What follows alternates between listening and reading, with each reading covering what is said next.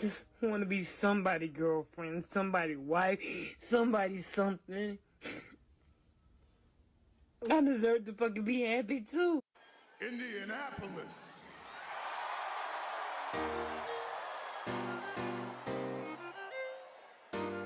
Acknowledge me.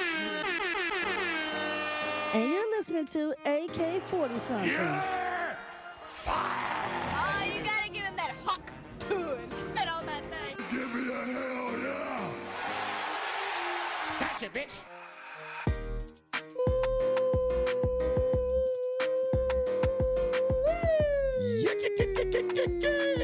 It's your boys, AK-40 something, men of a certain age, coming to you live on YouTube.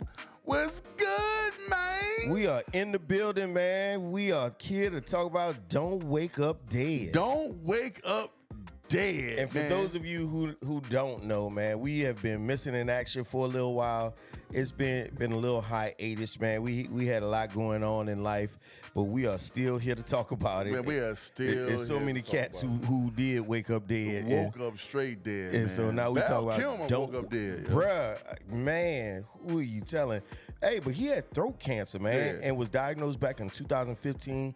So he lived the best of his life for the last 10 years. Even made a movie, Top Gun 2, which I thought he died at the end of that movie. I mean, he did, of throat cancer. He was playing a veteran with throat cancer. So that's ironic. Yeah, that's crazy, man. Shout out to Val Kilmer, man. I remember, to me, his most iconic role to me was in Heat. Robert De Niro. Heat and The Saint, man. The Saint was like a James Bond-esque movie that he played in. See, I don't think I ever saw The Saint. The Saint was pretty good. But Heat, yeah, Heat was like one of my favorite.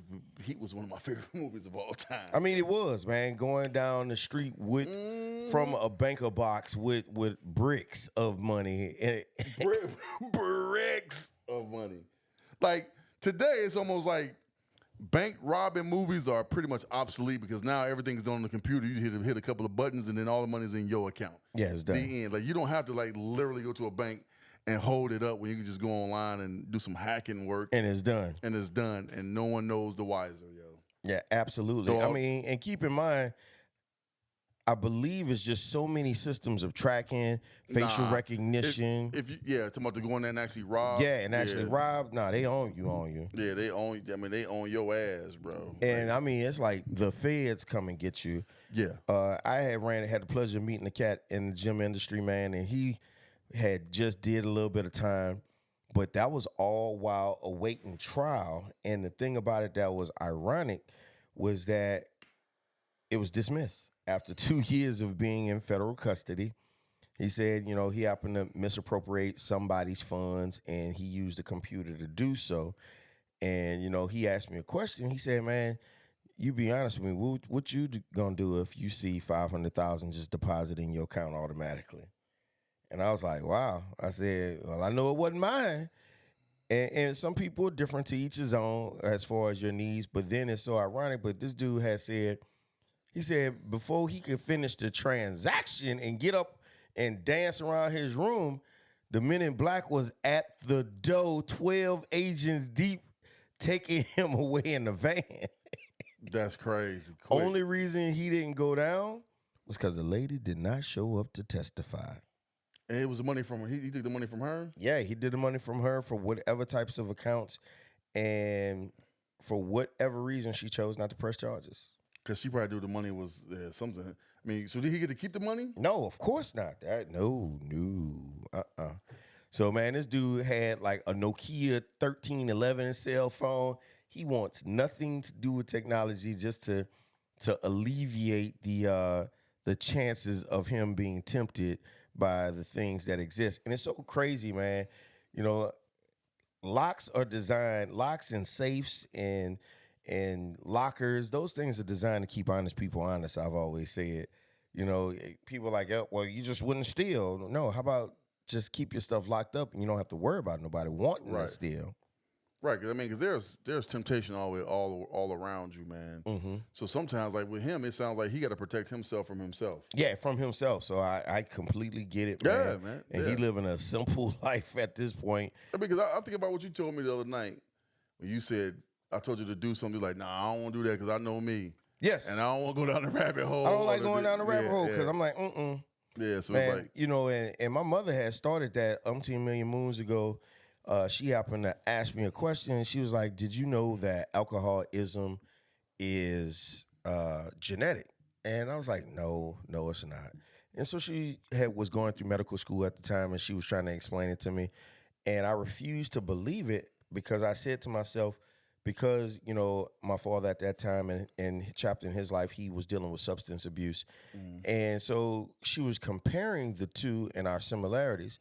Well, as becoming a man of a certain age, I've never had an issue with alcohol. And I can always pick it up or put it down and say, I know how to say no. However, what I do believe is genetic is my unrelentless desire to have an addictive personality, whether it's cars, whether it's fish, whether it's remote control cars, whether it's action figures, video games, furniture, cleaning up, you know, anything that may arise, man, you know. yeah. So you just like you know that you would get addicted to something. Like whatever you do, you don't do it Halfway. I'm it. all in, man. So that goes even into relationships. No, So that's true. You know what's crazy is I remember like there was a period where you was 100% into RC cars, done. and you went and bought the biggest and Biggest, most amazing. and you ain't pulled them bitches out in like pause in like literally like 2 or 3 years. Yep. I mean, granted, as we know, there have been some trials and tribulations of life, and thank God for them. No, but I'm saying like you was all in, all in, and that shit lasted for like literally one summer. Yeah. And after that, they was hanging in your room, in my never, room, like never to be touched or seen again. The shelf queens, they are, man. Yeah. They are the most amazing models. I say that hung on the walls at the time in my master game room, man. But I believe what it was for me was at that time and space in my life, I had a piece of the pie called peace and tranquility. So therefore, I didn't have a care in the world. I didn't have anything that plagued me. I could go to sleep with both eyes open, so I believed. And for a man, ladies, you know, you just need to understand when a guy says be his peace, he's not putting it out as a demand. He's just simply stating to you he would like you to be his place of peace. That when he talks to you or when he's laying down or if you guys are intimate, you know, you're not going to sit there 5 minutes later like, I think it's that shit. But, yeah, but you know, we want to be able to just relax and not have to worry about anyone outside our castle. You know what I'm saying? And so I remember, like I said, going back to the cars and shit, I remember you had them. But it's like, you're right, like with the fish. The fish. And so my personality. As soon as I went through hell, fish started dying off one at a time. So like my personality is I gotta have, and I had to stop this, and I'm trying, is I'm a latest and greatest guy. Yeah. Like whatever is the new gadget, the latest and greatest, I want it.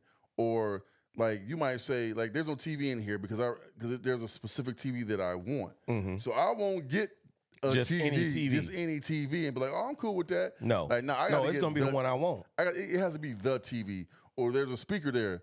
You get a speaker like, no, I want the speaker, and that could be problematic because a lot of times the one that I want be the most expensive one, and it's like, nah, like sometimes I gotta be like, okay, no, this is suffice for the situation that I'm in. You know what I mean? You know, there's a grill that I love, and I can't wait to put some stuff on there. I did a little stuff, but you know, it's the grill that I've been wanting for years. You know what I mean? I wanted the Kamado grill for a long time because I want to do a brisket. I ain't never done a brisket before. I don't even know if Hey, man, but I've seen briskets done in regular grills turn out phenomenal. But it's just, I get what you're saying, but like this one is one of the ones where I can set the temperature, and I ain't never got to worry about it for 16 hours. Just keep throwing some charcoal in there or fill it up with charcoal, and then it'll cook slow and slow at the temperature I want for 16, 8 hours or whatever, and it won't change. You just have no idea. I mean, you guys cannot see the full length of the room or the compound, but man, after we would do the show sometimes, we would sit here and watch videos. So if anybody ever wondering where we at, this is what we doing. We'll watch whether it be wrestling, shorts, or we'll watch car videos, or we watch cooking videos. Cooking videos, man. We are officially men of a certain age. We talk about grass. Dog, speaking of grass, you know what I went to bought today? I bought some grass seed, some lawn fertilizer, and some weed killer. Oh my today. goodness. So I will be out there putting some more of that shit out, man, to handle my yard because I want my shit to be ultra green, yo. I miss it. I recall having, what was the people name? Scots? Scotch, yes. Yeah, they came out to the house and, hey, just for y'all to know, man, had a large semi-corner block with the pool and stuff and the yard and the greeneries all around it. Well, I paid for the front to be treated by Scots, by the company. So what they would do is they'd come out and I'd be there that morning. And I'm like, hey, man, the dude who came here last time, he only sprayed the front of the yard. He didn't do the back. Oh, you got dogs? I'm like, yep. He's like, just put them away from me. I put the dogs up and go and open the backyard. So when I would do that, I would get the entire house and grass done off of the front of the yard price. I did that each and every summer. How much they charge you to do that? It used to be like $75 a treatment. You pay 2 treatments of $150 for your aeration, reseeding, and stuff like that. Was that Kim Lawn? It was Kim Lawn. It was Kim Lawn. So it was $150 for the front yard. So I'm imagining like $300 for the whole yard. No, so it's 70. So yeah, it's like $350 for just the front. So I'm sure it would have been slightly more because they gauge how much of the chemical that they're spraying. They had like a little a ticker or odometer on the sprayer. So my yard's slightly bigger than yours, so mine will be slightly higher. My front yard is a little. So yeah. But I made up for it in the back. Well, the pool took up a lot of space too. Yeah. Mm-hmm. Yeah. But man, there's nothing like having a pristine green grass lawn, man. It's like a fresh fade, dude. I mean, yeah, it is. I would lose my mind with the mulch and all of that shit. Yeah, just right. The black mulch and shit. Yeah. Hey, damn anybody who ever said that I didn't take care of my greenery, man. Man, the yard is, So I'm, last year, man, your boy, this first full year, kind of. I kind of let shit ride and go, because you kind of trying to figure shit out on your own, and but this year it's like, nah, I'm about to get all this shit back. I'm about to stay on top of it, and really, I found some new life, man. So really, just kind of get over it and stay intact with it, Right. I mean, we owe it to ourselves. Right. Absolutely right, man. So it's that time of year to rain. I wish I would have got it today, put it down early before it rained, but No, you never want to put it down before it rain because what that does is washes it away and it goes into the runoff, so down your main drain. So you always wait to apply it early in the morning when it's dry out, meaning no rain in the forecast. So you give it time to germinate and get in the soil. Nice. Man, I studied this stuff, man. That was something that my father blessed me with. So let me ask you this. So I got 3 bags. I got the little push thing that kind of spreads the seed around. The aerator thing. So can I mix all of them together and just do it all together and just like walk around and put the grass seed with it doesn't, because it's gonna spray it regardless of where it goes. It will, but I believe because there's a setting on how much is put down. I've done that and made the fatal mistake of putting it all together, and I was like, man, the grass look green. And in a matter of hours, it's looking even greener. Why is it looking a little brown? Oh, you killed it? Before my very eyes, and it turned like ash, California, LA fire brown. So I should probably do the seed first. Yeah, no, you do your fertilizing stuff first because that could kill your seed because because grass seed is a weed essentially. It's trying to germinate. I'll look for you, man. I got the shoes with the super long spikes in it, and you walk through, cut it one more time, walk through, put the holes in it, and then you do the thing. So I mean, because the stuff I got now, it says it's 3 applications. The first one says early spring. Yep, that's now. That's why I got to do it now. Yeah, and then I got grass because I need my grass to grow. Yep, you want to till it up first too, like basically start breaking up the ground. I literally did not care, man. It was my favorite thing to do. I walk around with my lawnmower and have a shovel, and I'm 1 foot in it with the shovel, putting divots in the lines in the grass as I'm walking. So it's breaking up the ground. So when the Kimlawn people come, they have this big old roller, and the roller pulls plugs out, like 1 inch little circle holes out of the ground. And so when you're seeding, it's going into the earth. And that's where the top layer of topsoil is moist at. It's a whole science, man. Yeah. It's just a YouTube video away. I used to spend endless hours, and I just desired to. And when I first was blessed with the home, man, it was pretty amazing because the lady had lines in it. And I think that was one of the contributing factors is I went to the home by myself and offered to cut her grass for her. And she let me, and she let me know what it was that she put in. Her husband, she was a widow, and her husband had passed away. And what he had done for her was he created a house Bible, is what he called it. It had everything inside that home, from the new installation of windows, new roofing, siding, gutters, Everything each he's and done. every plant that he had planted, every application of chemicals that he used for the grass, the garage door opener, every single appliance. He had tabs for the swimming pool, application of what chemicals, how much you need. It was like the most foolproof thing for that last, 10 months by myself. I was able to maintain it. I just went to the house Bible. I was like, this easy peasy. Yeah, easy peasy, yeah. You know, especially when somebody, puts out the rules for you and the guidelines to what the steps that you must follow if you want it to continue to look like this. And it worked, man. So yeah, just, notes out to you guys out there. Get out there, man. Make your ladies a Bible to where if something happened to you, she can function completely without you being present. Right. And that's all about just being a man of the house and, put something together. And that's something to think about. Just in life in general, man, have a blueprint, especially when you're a man of a certain age, have something put together for, if something was to happen, everybody know where all the bodies are buried. Absolutely. You know what I'm saying? Because if not, you don't want somebody at your funeral. Oh man, and shit goes sideways, because somebody done dug up a old email or whatever the case may be, man. Like, you don't want that shit, yo. No, not at all. So handle your business for real. Make sure you give your kids your passcodes. Tell them what to delete. What to delete? Now, give your best friend a passcode. That's delete. what we talked about. Go through that motherfucker. Delete all. You know what's funny? I don't even know how to delete Gmail. I don't even know if you can. Huh. I don't even know if You're just logging off. Yeah, but like, how long before it You can. It was a very hard process. It's a very hard process to delete. I did that, man, once. I had to have my sister help me.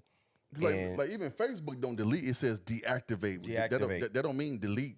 Well, you can delete the profile. No. No. Facebook don't delete shit. It's called. They say they use the word specifically deactivate. Do you want to reactivate? Yeah. So it never truly deletes. It's just like it ain't active. Got you. But all your information is still stored somewhere. So if you decide to come back, it just pops back up. You can't delete. So the devils are in the details. In the details, words, man. Like that's why I keep telling people, they man, matter. Understand what words are being used. Deactivate is not delete. And that's just like the Disney thing, man. Yeah.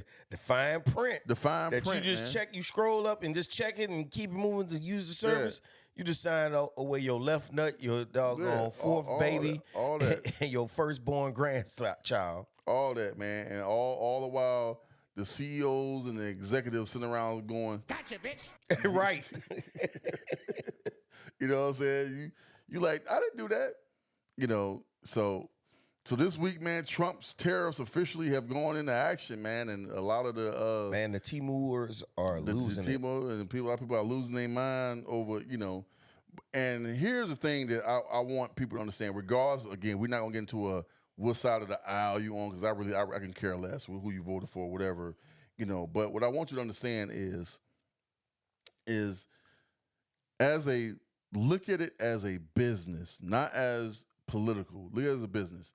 So because, Trump is so polarized, and there's a large media that don't like what he's saying. So there's always going to be information on the side. But understand, all he's doing is saying, I'm charging you what you're charging me. That's all that's happening right now. Mm-hmm. It's called a fair tariff. So China charges 50%. Guess what, China? We're charging you 50% on tariffs. Right. So why of your goods. So why does businesses over here have to pay 50% to do business in your country, but over here you pay nothing? Right. Nah, we ain't doing that no more. That's all that's happening, is that we're now charging other countries a tariff, a tax, for doing business in the United States, the same way they charge us a tax for doing business in Europe, doing business in the UK, doing business in Africa, doing business wherever we do business at. They charge us a tax to do business in their country. Whereas before, we didn't charge a tax to do business in our country. Now we're saying, you know what? Damn that. You should pay us too to do business in our country. Well, here's where the problem is. Mm-hmm. What's going on is you have a lot of manufacturers that outsource their manufacturing to China. Right. So now it's American-owned companies that are still being charged the tariff. So that's the part. So with the idea, I'm just saying what the idea is. I don't know if it's practical. So the idea is to say, okay, by your outsourcing your business, your manufacturing to these different countries, by the time it comes back here to be consumed, it will behoove you to just do the business here in the U.S. and pay U.S. workers right to do the same job that you may be paying China, because ultimately it's the same price. Right. So by doing business in America, we would then give you a tax cut, which he's already done with auto industry, saying, hey, if a car is built in America, and you buy a car that's American, you would then get a tax credit on your you'll be able to file the interest as a deduction on your taxes. So that's an incentive to buy American. There's an incentive for Americans to build more cars, to buy American. And I never understood, like, why is it a problem to support the country in which you live in? You're American. Right. So why not support American if I think it's if because it's competitive? what they think, I think what the American popular opinion is the fact that I want to do what I want to do. I don't want to be forced into doing it. No. You're not being forced. We're just saying that we'll make it. It's like we'll make it to your benefit. You don't have to buy American. You can buy whatever the hell you want to, but understand that you're going to pay for that. Versus you won't get the same benefit as someone that bought American. You know what I mean? Like, you can buy a Mercedes, you can buy whatever the hell you want to buy, but understand you won't get the tax benefit for buying that car versus, hey, I'm supporting America, buying American. So then because you did that, we're going to give you a tax break on buying American. Okay. To incentivize. All it is it's incentivizing to support your own country. You don't have to do none of that shit. Okay. And you're not being forced to do none of it. They're just saying, hey, if you choose to buy this car, here's the benefit of buying this car versus buying that car.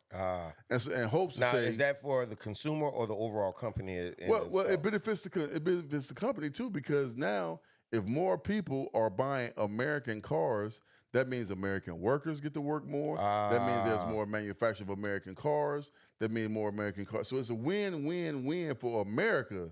For the United States, I didn't say America, for the United States, it's a benefit for the United States to do that and keep everything in the United States versus, you know what I'm saying, everyone else outside of the United States benefiting from the U.S. consumer. Right. Because everyone else around the world is benefiting from the U.S. consumer except the United States. So now we're saying, hey, we're the largest consumers in the world is the United States. We consume the most stuff. Right. So why not Americans, United States citizens, take advantage of our consumption? and not China, not these other countries. And when we say, but Americans, like, okay, you gave a great example. United States. saying United States, but you're saying like on vehicles. But what other goods will we benefit from in doing those type of transactions? You believe? Well, okay, steel. Ah, So steel that makes steel, that's an American United States thing is. So instead of buying steel from Russia, Venezuela, or wherever we buy steel from, now we buy steel from American companies. So you buy steel, so that would enhance like Northwest Indiana, Cleveland, Detroit will be back on the map. Detroit. They don't have steel. They manufacture, but I'm talking about the steel mills. Okay. Pittsburgh. All of these steel countries that produce steel around the U.S. Now that you're buying American, now those steel companies are making more steel, are making more materials because you're buying American materials. Right. You know what I mean? So then you look at oil consumption. So instead of us buying oil from Russia, Venezuela, or buying oil from where we get oil from the Middle East, now we use our own oil. We become energy independent. We don't need no other countries. Got you. Because we're now using our own energy. And so what happens is now that we're using our own energy, we don't necessarily have to use their energy because we got our own energy. Okay, that makes sense. So there are things that by buying American or tools or anything like that is American made, or United States, I should say. I keep saying American. United States made. Why do you think there's a difference when you say that? Well, Canada is in America. Mexico is American. Because it's in North America. Got you. Hell, Venezuela and Brazil, them all American. They South American. They still Americans. But for some reason, the U.S. we have taken the term Americans and made it our own. Like no. Like you're on a continent of America. Sure. So you are technically in America. Mexicans are Americans. Canadians are Americans because they're on the continent of the Americas. We are United States citizens. So we are U.S. citizens. Mm-hmm. Canadians are Canadian because they're on the land of Canada. Mexicans, but we keep saying American. Like, yeah, Mexicans are American too. So are Canadians. So are Brazilians, and they're all Americans because they live in the Americas. On the continent of America. I have never thought of that like that. Yeah, South America, Central America, North America. Like, they are all Americans. Like Africans, like Nigerians are Africans because they're in Nigeria, which is in Africa. Right. That's right. We can say the Africans. Yeah, they're Africans, or South Africans are Africans. Ethiopians are Africans. Got you. Because they're on the continent of Africa. That makes complete sense, man. So, like, Indians are Asian. Right. Because they're on the continent of Asia. You know what I'm saying? So, like, even Russians are Asian. That's not a race. It's a place of origin. It's a place of origin. Part of Russia is Asian. Tibet, I think Tibet is, not Tibet. What's that? But yeah, half of Russia is on the continent of Asia. Got you. Hey, man, I'm just thinking about something while we're sitting here. Yes. What happened to my glasses? I don't know, mine right here. I don't know what sure that's yours? Again, yeah, boy, I swear, boy. You sure that ain't mine? Yeah, I got two pairs right here. You put them on and you won't see nothing. I did notice that your glasses was not on your face. I was like, why can't I see? He was doing something like, he can't see nothing. I was like, wait a minute. Like, I tried, how I realized it, I tried to read this cup. like, yeah, brother, like. I was like, ooh. Like, you can't see a Mickey Ficky thing. Remember the Mickey Ficky? Mickey Ficky. No, that shit was, man. Hey, man, so what brings us to the show title, man, this is our second iteration of, so this is all new to you guys. We have undergone a great deal of transformation in the past 3 months since January 25th. Since his clock turned since I turned 42, since mine turned to 47, it has the wheels have fallen off the goddamn car. Yo. Oh my goodness, man!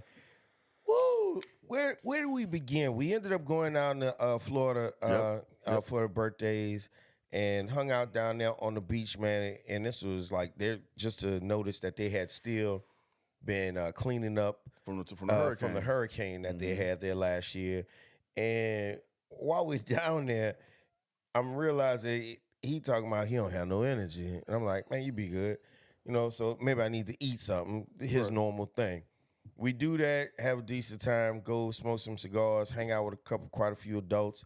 Got blessed with a fortunate opportunity to run into a brother of mine that was a good, near and dear friend in the Marine Corps almost 25 years ago.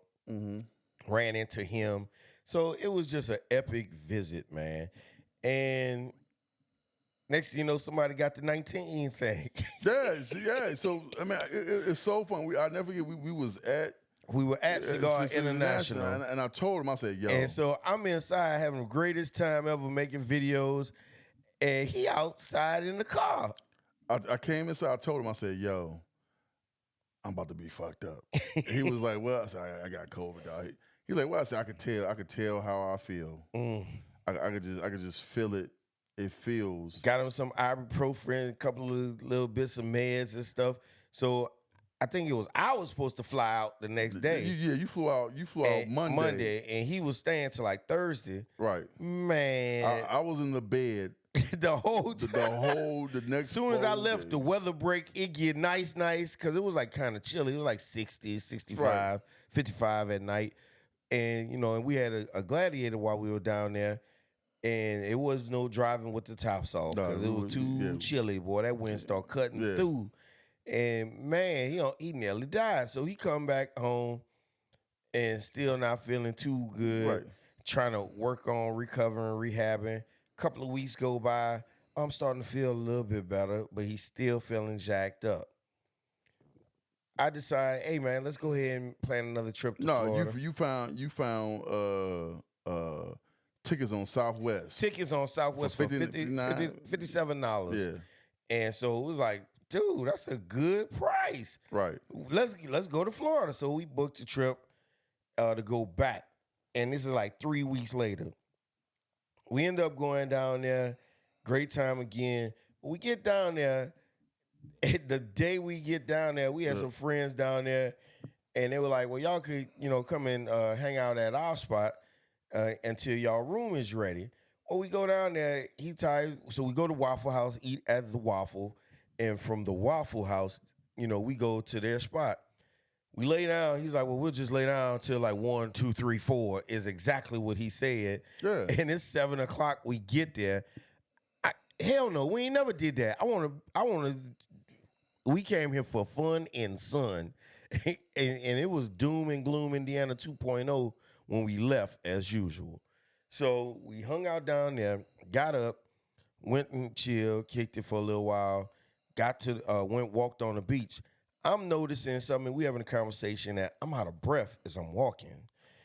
And I'm like, man, hold on. Let me just take a minute.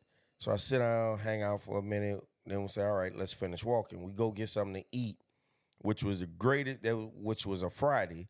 What's the name of the spot? Oh, went to Krabby Bill's. Krabby Bill's. So we had some decent service there. Man, the waiter was on point. He was amazing. He's a Floridian by nature. He was born and raised here. And that dude served us, man. He had the gator bites and something else. Crab legs. And crab legs. And I had like a burger. So everything worked out. We ended up having to walk way back. Got to catch a cool sunset. Sunset, yeah. Took some pictures and stuff. Ended up getting back to the car.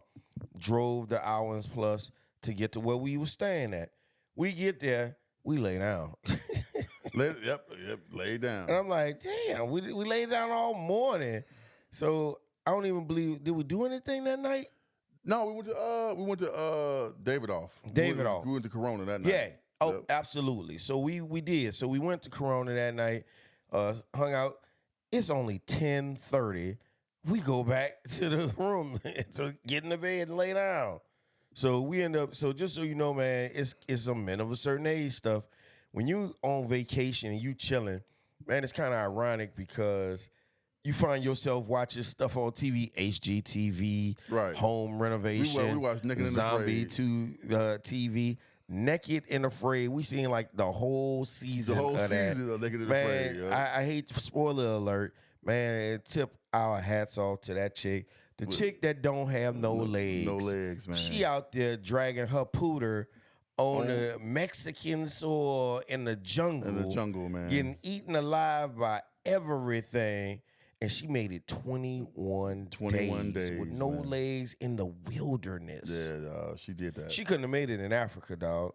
Because, you know, them spines and the stuff, they was trying to make shoes. Oh, she couldn't have made it there. I mean, I think what she did, I think they set her up for, I ain't gonna say for success, but they gave her the least I ain't gonna say challenging. I don't want to say least, but they made.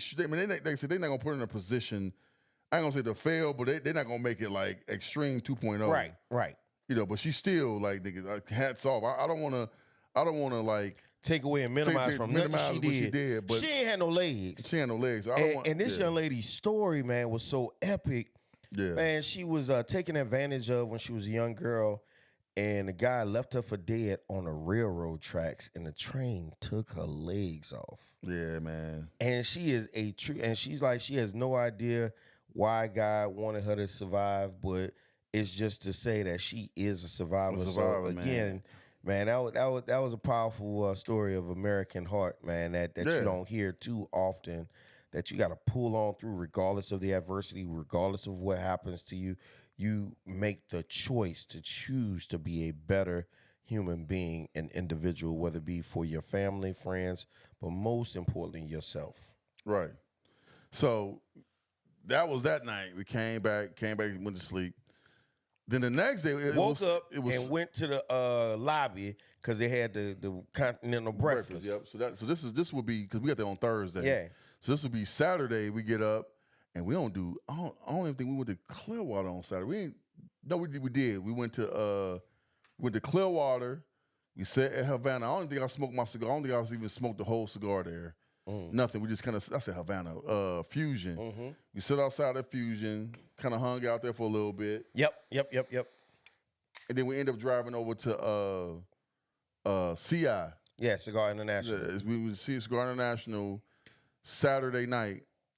And I'm like dead tired. But we hanging out, I hanging there. I don't even think I smoked there. I don't think Hardly. I bought one. He bought one and put it in my humidor. They put it in, that motherfucker probably still up in there. And did not give it back to you last time. And did not. No, you didn't. It's still in your humidor. No, it ain't in there. I had gave it back to you. We went somewhere recently here.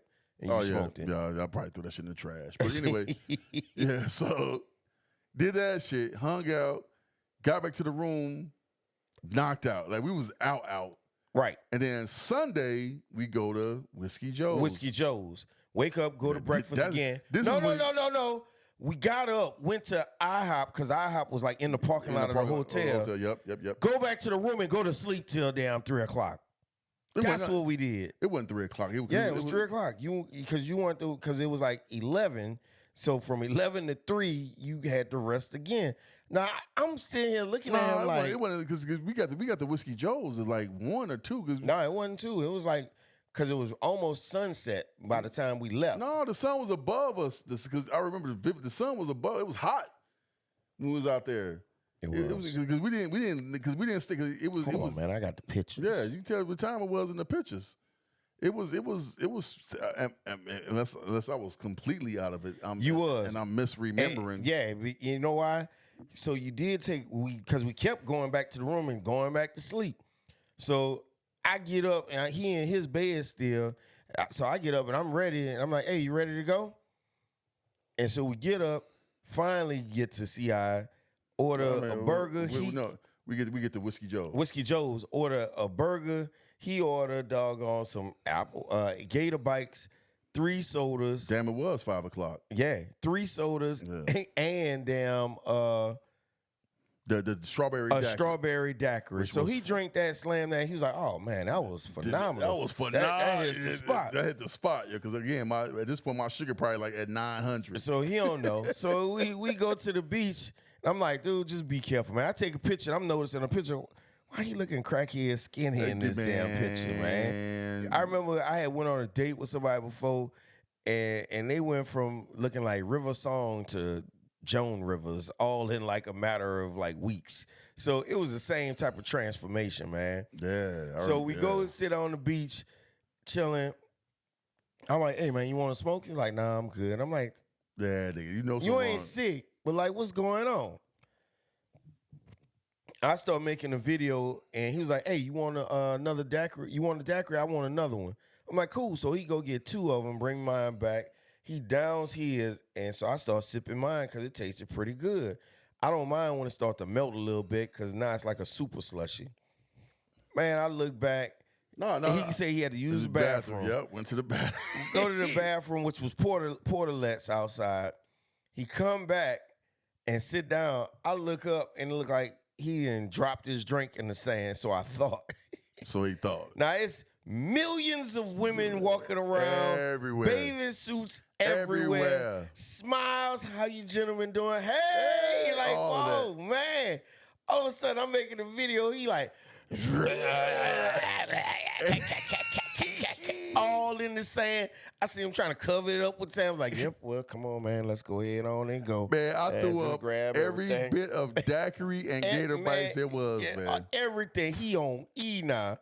So we drive. He was like, let's just get some ice cream. I need to get some ice cream. At this point, I'm like, man, I hope this dude ain't got diabetes. No, at this point, nothing tastes good but sugar. Soda tastes okay. Motherfucking water tastes like death. My voice was changing. Right. All I can keep down was anything that had sugar. And I was eating ice cream, drinking Cokes, drinking fucking Mountain Dews. I was like, what is you doing? No, he go get a Mountain Dew before he go to bed. I'm like, what? Yeah, we have a pizza. I think I had one slice. He ordered the pizza. It was trash, though. It was trash. I was like, did they give us like a 8-hour-old pizza? It was like all crusty and shit. It was trash. So we ate that, and I'm looking like, all right. So I stay up watching TV and started making sure my stuff was packed because I don't like to forget and leave nothing behind. Right. He crashed out and slept again. I'm like, God, dog, dude, you didn't sleep the whole trip. We don't never do this. We don't never do that. You're right. And so I'm like, all right. And so we had to be at the airport at 3 something because the plane left at 5. And so we had to be there early to get back here for 7. Get to the airport, sit down, chill till the plane starts boarding, get here. I go straight to work. I go to work all day, end up working till like 7, but my leg is hurting. I'm like, man, why my leg hurting like this? I look down, and my calf and my foot are the size of my thigh. I'm like, what? You got elephantitis. So I'm scared because I had, those of you know I had, issues with a blood clot because I suffer from a quadricep tear, and that just messed me all up, man. So I'm like, oh, hell no.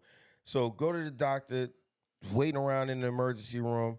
Nobody come. I'm like, oh, I'm not doing this. I go home, self-medicate, lay down on the floor, put my feet up on the doggone wall. Had a friend get me some aspirin because I didn't want to stroke the hell out. Took them. Then I went and took the blood pressure medicine that I had on deck. I just don't take nothing like that.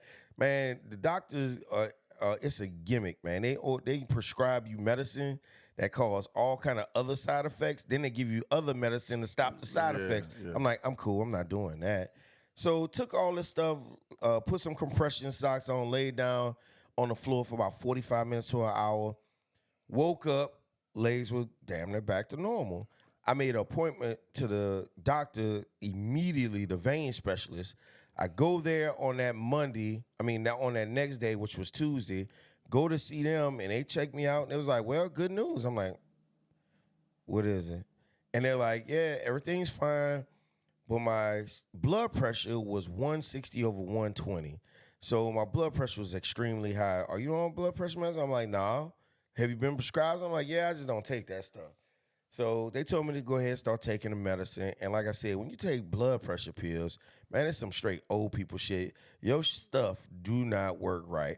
It don't mean that it won't get you there. It just means there is no finishing in sight. Yeah, you ain't gonna be hard as a rock, yo. Right. It's like the semi. Like, So I'm like, man, this is terrible.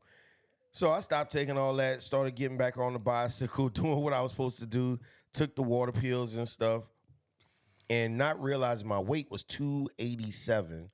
So in just that 2 weeks' time, I got all the way down to 268. Yeah, because because I was full of fluid.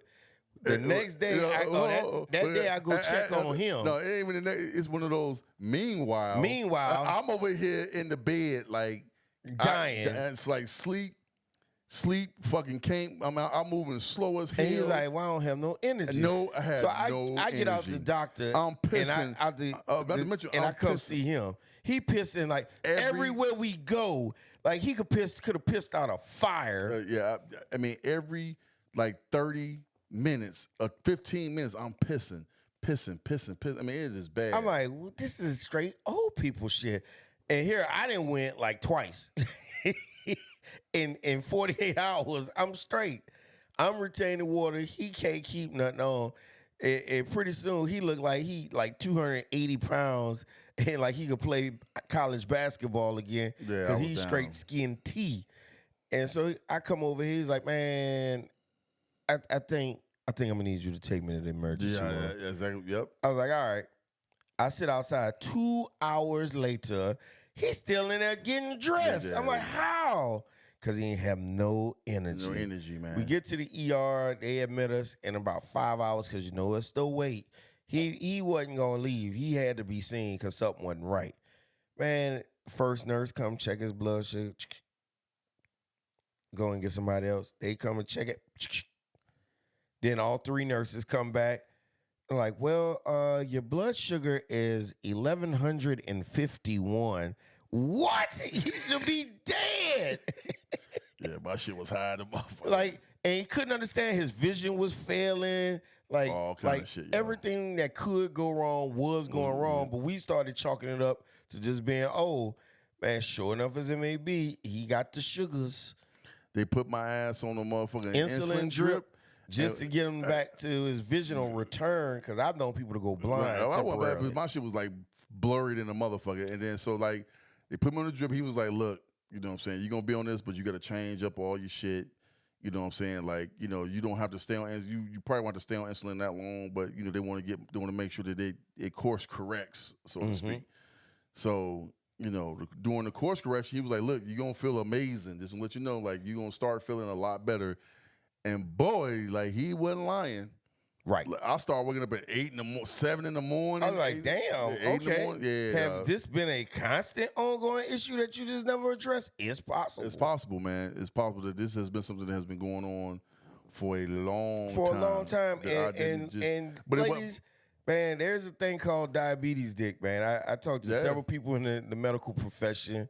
Man, blood pressure, diabetes, man, fellas, take care of your health, man. That stuff affects your junk, man. So do what you need to do to get it done. And granted, I'm on him. I'm like, dude, man, why you got 3 sodas? Like, what are we doing? Yeah. Like, how about don't drink nothing until you get to the doctor? We get back to the room and he had the pizza. He have a Mountain Dew that night. So it just was more sugar. More sugar on it. Because the thing is, sugar was the only thing that I can keep down and taste it good. Mm-hmm. You know what I mean? They gave me the fulfillment. Like water, I could not drink any water, dog. So he got back home, tried to eat a salad and threw that shit up, dog. Because the chicken in there, the taste of everything was just terrible. So, but like now, like I cut out soda completely. Like I don't even fuck with I ain't had a Coke in I don't know how long. You know what I'm saying? Since, you know, so and a lot of stuff like I ordered the Focus meals, you know, and the main thing is portion control. Like the lady said, you can't have the big hungry meal no more. You can't get the super size and the this and the this and this. And so, you know, to my credit, you know what I'm saying, I've been trying to watch the amount of portions that I eat versus I don't eat, you know, I try to eat 3 times with some snacks between the day. Like I'll be like, okay, I know I got to eat right now. I got to go eat.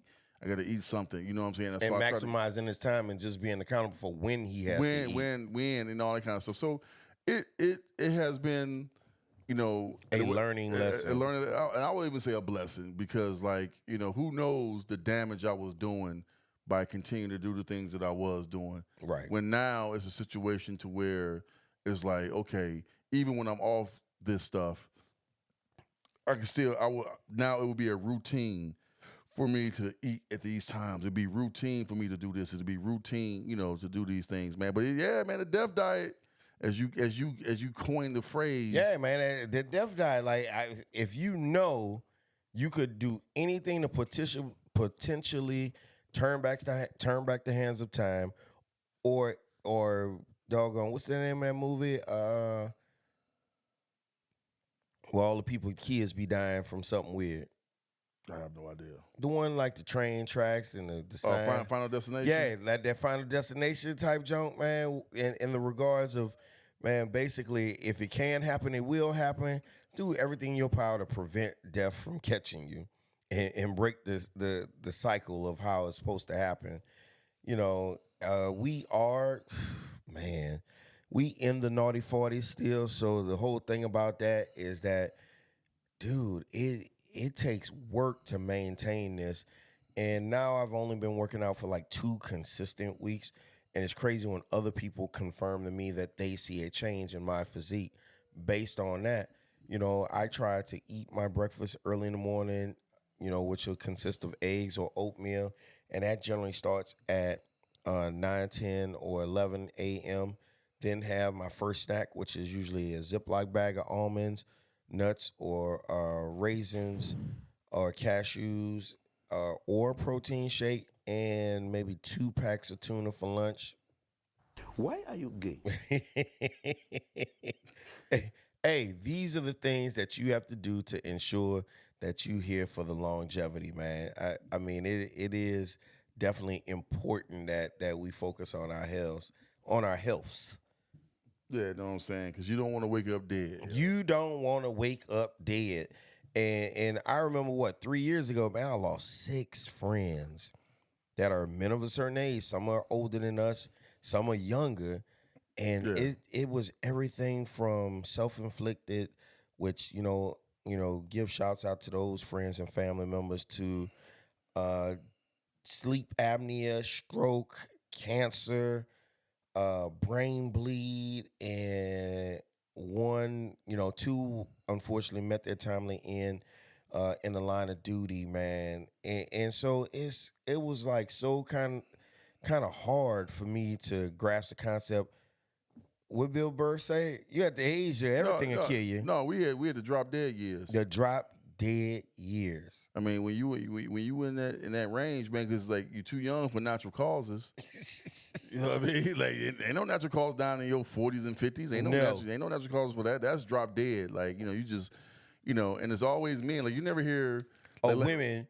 Hey, Kathy, and Kathy fall and pass out. Like that don't happen to women, dog. It's men, dog. Men, you know, because, you know, for a man, like we don't stay on top of our health. We don't, because we're afraid to go. As that episode of Evil, man, what's your pain level? Oh, it's about a 1 or 2. Here, let me give you something. She give him a 10 dose of medicine for like extreme pain, and she was killing these brothers in the hospital. And I was the nurse. So I get it when our forefathers, they didn't go to the hospital. No. They worked a lot harder than we did too. But also, you know what I think too, man? Like it's okay, so maybe this is just mine. You know, I call it fee fi fo fum brain. You know, like, I think like how many times have you heard this story? Everything was good. He went to the doctor, found out he had cancer. He was dead 3 weeks later. Yeah, I don't want to know. So that's like what I was saying. Like, leave that shit like it's one of those things where like, okay, what killed him? Obviously, the cancer killed him, but what killed him? Did the cancer kill him, or did knowing that he had knowing cancer, that he had it, killed? Because what you don't know don't hurt you. It is so profound and so true, man. Like he was living a great life, didn't know, oblivious. The second he found out that he was riddled with cancer, within 3 weeks he was there. So it's like, what if he didn't know and he just continued to live his life and then go for a routine checkup or whatever? How would that have turned out? Obviously, we don't know the answer to that. But you know, it's crazy. But it's like I think what happens is mentally, people lose the will to live, man. Yes, and once they literally give up. So when your brain, you know, if you in that mode of just moving, your brain does that. But when if you don't move it, you lose it. So when you tell your brain that you're defeated, your brain would then, because then you start thinking about it and thinking about this and thinking about that and thinking about this. Like your brain controls so much that if you focus on that, then you will manifest that. Mm-hmm. You know what I'm saying? Versus not knowing. You know what I'm saying? So I don't know how that works, but it's always strange to me. Where it's like he was fine, just, you know. And then 3 weeks later, he was gone because of cancer. I'm like, damn, but like, you know, sometimes I feel like if I'm terminal, don't tell me. Don't tell me. This is like, oh man, you good. All right, But I'll then take it. you might be able to tell my family, like, yeah, he gonna be fucked up in like 3 weeks. Just don't tell me. Let me ride that thing out as far as I can. You know what I mean? Right. Until but unfortunately, man, it don't always happen like that, man. Nope. I'm getting ready to send you some links, man. I had some pretty profound. Are they 15 minutes long? No, I mean you can go ahead and cut some of them. Like maybe 2 of them are long, but you can go ahead and cut them. But I mean, I'm gonna let you decide because I mean I kind of boo-hooed today a little bit, man. I was dealing with some things from my past, having to deal with the fact that we ain't gotta talk about. We ain't gotta go. No, just the fact that some things are out of our control. Yes, and that's okay. That's okay, man. And I wrote something a little special for the 5 at 5, just because, man, it was just like on my spirit, and I am currently at this journey of learning to not be attached to the outcome and starting to live my life for what it is right here and right now as far as the things I can control.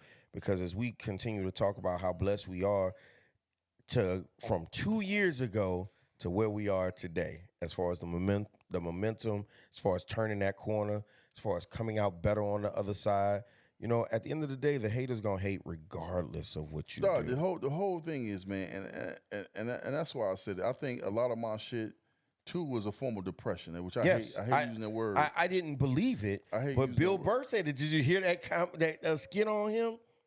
Man, he said that. He was like, you know what? I started feeling like I was depressed, and I knew I was coming off the road for a couple of weeks, so I just wanted to sit still and unpack it and just accept it. He said my wife walked in, and she's like, honey, what's wrong with you? She noticed he hadn't shaved. He sat in the same place for like 2 days. He was like, I think I'm depressed, honey. She's like, oh, you'll be fine. And she walked out. He's like, okay, we're going to see how that goes when Martha and you have a goddamn falling out of some shit. I'm going to just, how that's going to work for me. And I'm going to just be like, oh, you'll be okay. We don't get to say that or do that as men. But the first one that I sent you, I'm about to play them now. It was called, I started figuring out, it was called Men Lose Their Future. And just play half of it. You need to focus on yourself. This brother is drunk. Focus on what? With a bottle of Jameson, but uncut, telling it. I used to think that men didn't want to be alone. And that is why every man gets so messed up when a woman leaves. But I figured it out. That's not the problem. The problem, Levi, is that when a woman leaves, the woman takes that man's future. Yeah, man. She takes his future because men build. We build forward. Women think in the moment, and men think forward. And when she leaves, because she leaves, they always leave. When they leave, it's not about taking the couch. It's not about taking the TV. It's that she takes our future, because this is the problem. Every man shifts his purpose from his life to a woman. And our purpose becomes a woman. And all we do is we focus on her.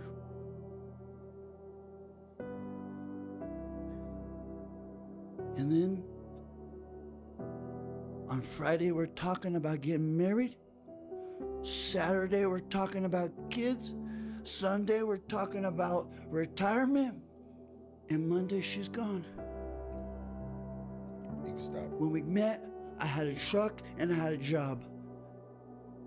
When I was with her, I had a future. And then she leaves on Monday, and I got a truck and a job and no future.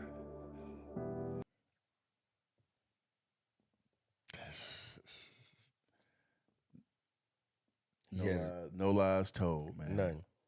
Like, no lies at all. Like, That is a reality. Drunk people and kids tell the truth, man. That is. So when you ladies see us at an emotional breaking point, usually alcohol is involved. You know what I'm saying? And he's right. Men look to the future.